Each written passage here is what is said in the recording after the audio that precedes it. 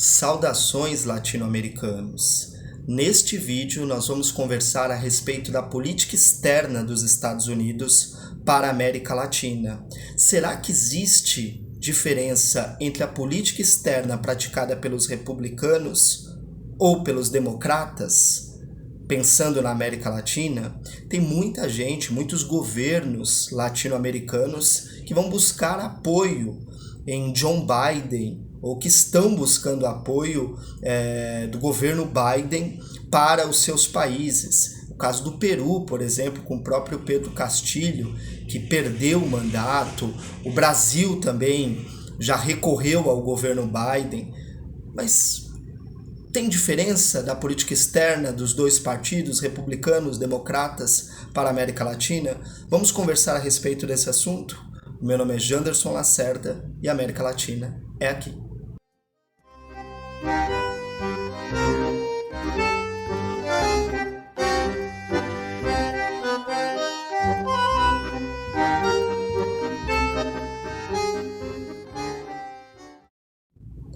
Qual a diferença entre a política externa praticada pelos democratas e pelos republicanos aqui para a América Latina? Nenhuma. Até porque a política externa dos Estados Unidos para a América Latina não é uma política externa de um partido político. É uma política externa do Estado. É isso que as pessoas aqui não conseguem compreender. A gente vive ainda com aquela perspectiva maniqueísta, discutindo o conceito de democracia estadunidense, que é um conceito de democracia liberal e completamente esvaziado de significado para nós que somos latino-americanos.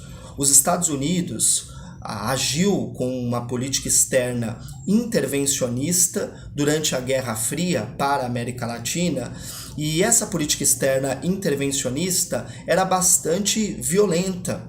Tanto é que as ditaduras aqui na América Latina, elas são ditaduras pensadas por Washington. São ditaduras que, evidentemente, envolvem as burguesias locais, porque é impossível também realizar esse intervencionismo sem a participação das elites econômicas. Isso é uma coisa que precisa ser destacada.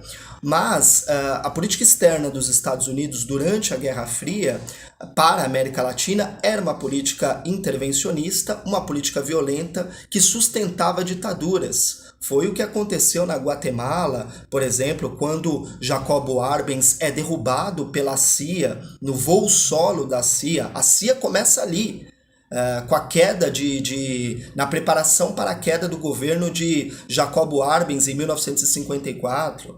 E depois há vários, aqui no Brasil, depois em 64, e em todos os países, no Chile, na manutenção da ditadura do Pinochet. Então, a política externa dos Estados Unidos, durante a Guerra Fria, foi uma política externa intervencionista e utilizando para isso muita violência. Depois da Guerra Fria, ela continua sendo intervencionista, só que hoje é mais difícil percebê-la, porque o Departamento de Estado dos Estados Unidos terceiriza essas intervenções para fundações, como é o caso da Fundação Ford, para instituições, para organizações sociais. Aqui no Brasil, por exemplo, há um acordo de cooperação que foi assinado em 2010 entre Estados Unidos e Brasil para treinamento das Forças Armadas brasileiras. Ora, como assim o Brasil permite que os Estados Unidos participem da formação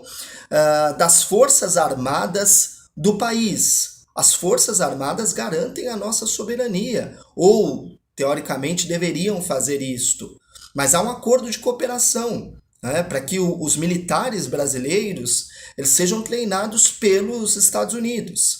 E os Estados Unidos, por intermédio de propostas educacionais, ele vai se comportando, ele vai disseminando a sua política externa intervencionista para todo o nosso continente.